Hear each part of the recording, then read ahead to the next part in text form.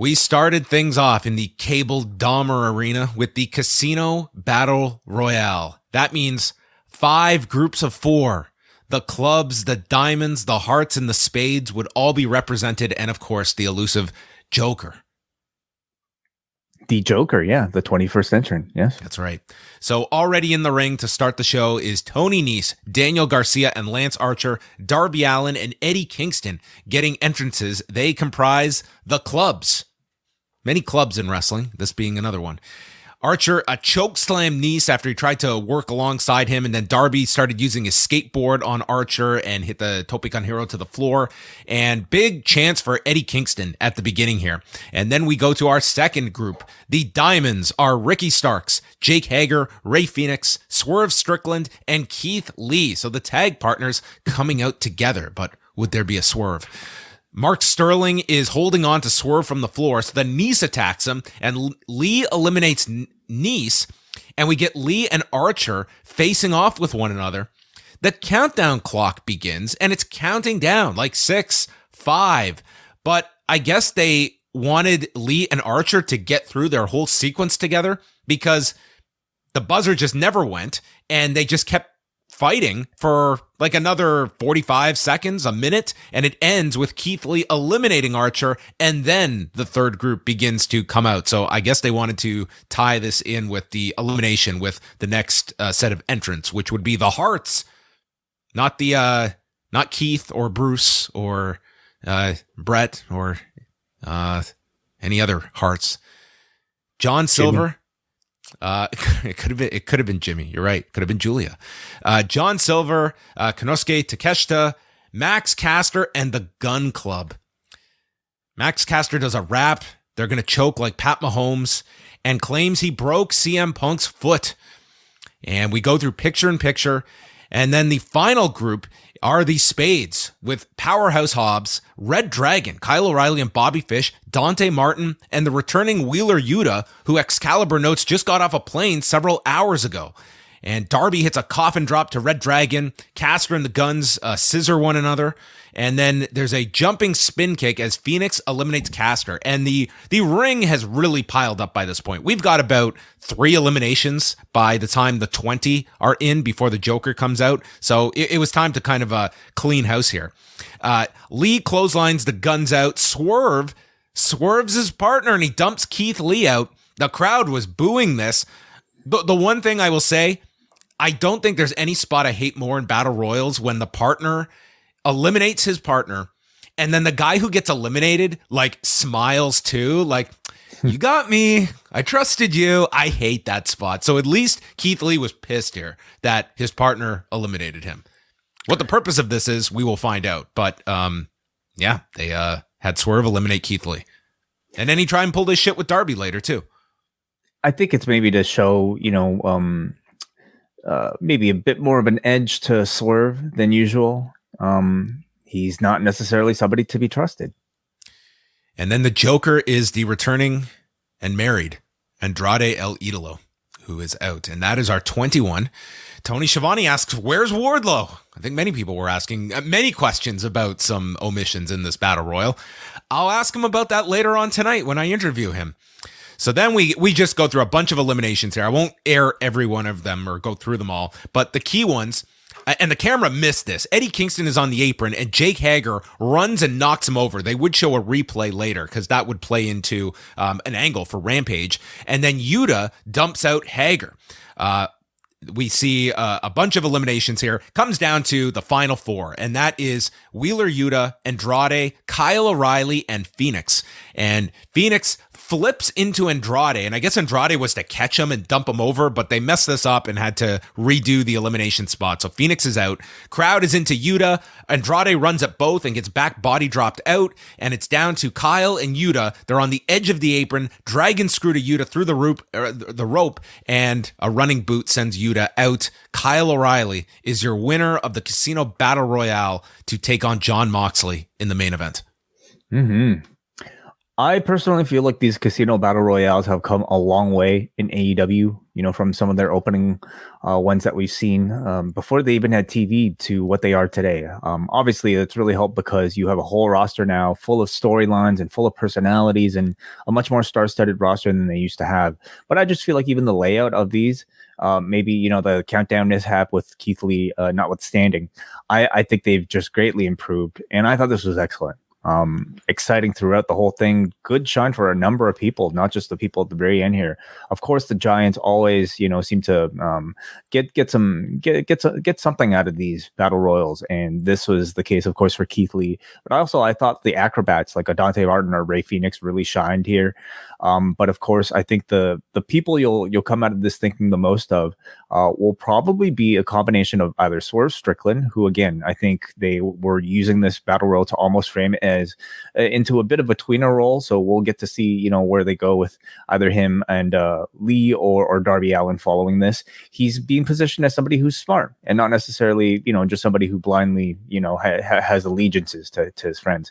But the person that I think gained the most outside of the winner throughout all this was the returning Wheeler Yuta, who I thought was perfectly booked here. Be given the spotlight down to the final two as the only babyface remaining at the end of all this. Perfectly booked, as I thought, as the underdog who just fell short despite the incredible effort.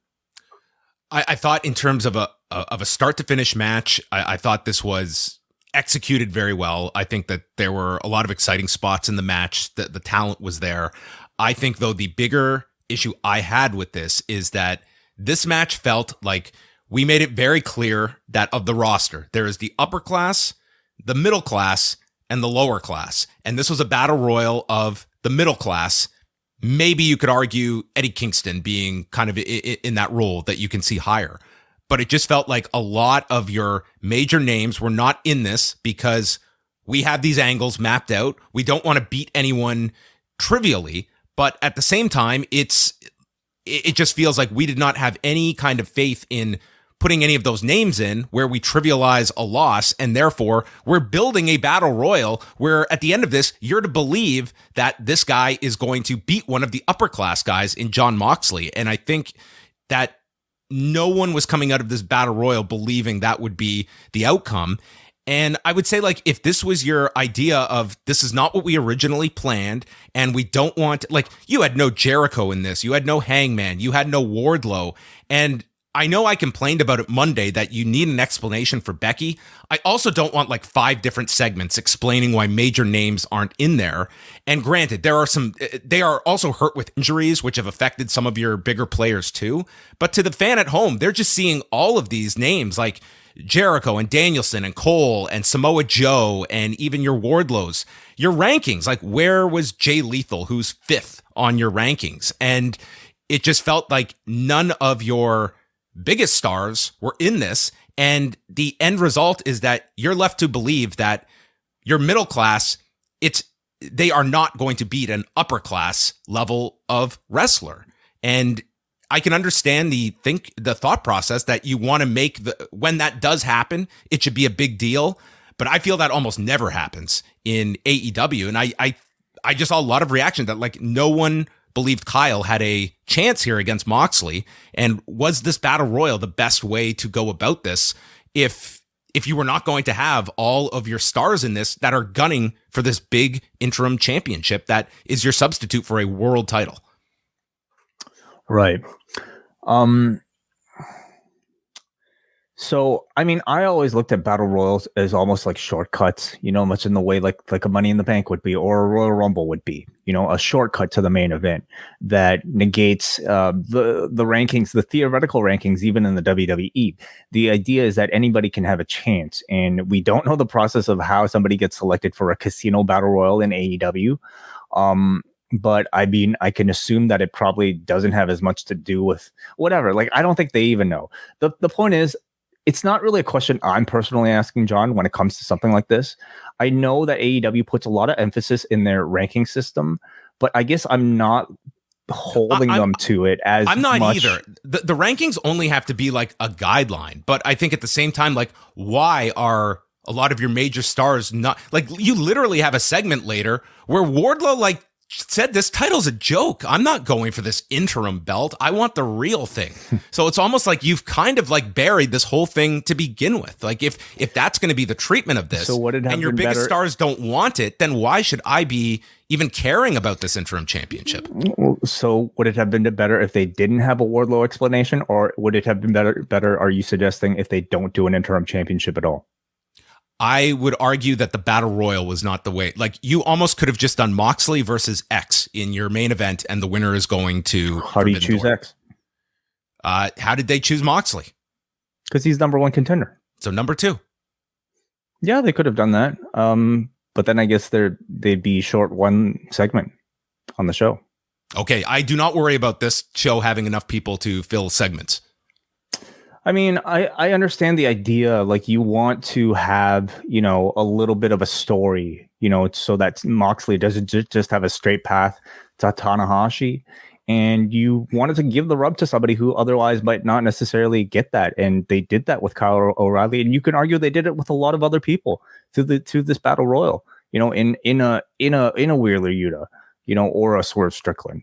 So I think we are often a lot harder on AEW when it comes to these things, because they've kind of, promoted sort of their own standard and their own storytelling structure at such a high level.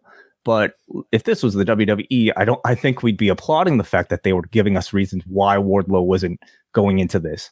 And I don't think we'd be questioning who is why are these people entering this Battle Royal, or this person isn't. Well, I thought it was a negative overall of what they had, and just where a lot of the key people are that are featured. Like, you look at your major players from the last pay-per-view, and it just kind of gives you this impression that this interim championship is outside of who the big guns are going for it. Well, who are the big guns that are missing outside of Jericho? Okay. Miro, Hangman, which they are coming up with a storyline for. Wardlow, Samoa Joe, so Malachi Black, if you want to throw that in there. So Wardlow, they had that explanation, and I suppose their explanation for Miro and Black are the fact that they're entered in this other tournament as well. Maybe it's a one tournament policy that anybody can only sign up for at one time. I mean, that could be the explanation. Like, if they gave you that explanation, would that have been satisfying enough? If you can only enter one tournament at a time. Okay, I guess. I mean, for me, it wasn't something that bothered me, but maybe other people it did. Well, I'm just saying, and listen, it's not, I just think if you're the viewer at home, like, there's been no explanation of Bryan Danielson on television. So if you're just watching this, you're not aware that he's not available. You're just seeing that he's not in this. And you're seeing, like, Jeff Hardy on the show. You're just watching him on this show, and he's not involved in this. That's not explained. Right. Adam Cole, you see him on this show. Like, yes, they were removed from the tag last week, but they're right there. Why are they not getting involved in any of this? Scorpio Sky, you see him walk out on the show. Why is he not interested in this? So I think that brings about, just when you couple it all together, I just think that it's I just think the Battle Royal created unnecessary issues, that they created these holes for themselves, that if you didn't have an intention, like Wardlow was a big one. And I thought the explanation was kind of lacking, that he just said this title isn't important to him. It's not the real title. Like, yes, they addressed it, but did that really enhance this tournament with that explanation? No, and I don't think that was their intent. I think their intent was to, silence, or at least give an answer to the people that would inevitably be asking, where was Wardlow in this? And if they tried to come up with explanations for all the other people about why Samoa Joe wasn't in this, or Malachi Black wasn't in this, I mean, you're just creating more problems at that point, aren't you? So, and that goes back to my problem about a Battle Royal where you have 21 spots, and if you have all these people you don't want to put into it, could we have not just done pick your 4 people, or pick just an opponent for Moxley, and you could certainly fill these opening 30 minutes with other content. So I mean, again, it just, I get the sense that they wanted to do a Battle Royal simply. They probably thought a Battle Royal was more exciting than to just, hey, say number 2 versus number 1 gets that spot. Again, it's a way that you can tell a narrative throughout an entire show, have one person basically kind of compete twice, and also tell other stories through the Battle Royal. Personally, I just kind of think of it as simply as that. You know, I'm not. I know. Again, AEW like really tries to present itself as like, you know, who's holding the camera in the back. You know, they have to have an answer for everything. But at some point, like I'm just willing to accept it as a professional wrestling show. So, and again, here, if we look at the rankings, like if it's number one, it's Jon Moxley. Who's number two? It's Wardlow, and they don't want to have Wardlow lose. Number three is Hangman Page. You know, so at that point, what do you do? Number four is Adam Cole. So do you do Jon Moxley versus Jay Lethal simply because they are the top two ranked people? I don't think it's all that different from Jon Moxley versus Kyle O'Reilly in your main event. Like I think O'Reilly and Lethal. But you at least have a story with Kyle O'Reilly leading into it. Anyway, okay, but I'm not trying to like nitpick here either, and I understand how it can come across. But I think the larger thing is that there is so many people they don't want to lose, and that when you have a Kyle O'Reilly like go through this battle royal, like I don't know if you really created that feeling that wow, he's going to beat Jon Moxley tonight. Like there is a chance he can win because of this overarching theme that level does not beat the top class. And I think that's very much established. And the fact that this battle royal was so designed to protect so many people by not putting them in there only reinforces that. I guess like for me, that's so much of AEW though. Like you like Moxley versus most people, you're not expecting, you know, that person to beat Moxley. So, like, if it was Jay Lethal versus Jon Moxley, I wouldn't have expected it. You know, like it wouldn't have made that big of a difference. So, are you saying they're like Jon Moxley is being protected at a level that nobody else is, and that? No, I'm saying there's almost so many of like this upper class that I don't think they wanted to throw in a Jericho here just so he could be like could go to the end. Would that be impactful? Wardlow would be one of those examples. Yeah. And Hangman, and you can go through others that they didn't want. But in the end, John, this was just a TV main event. You know, this was just some sort of like structure that they created to create a compelling TV main event.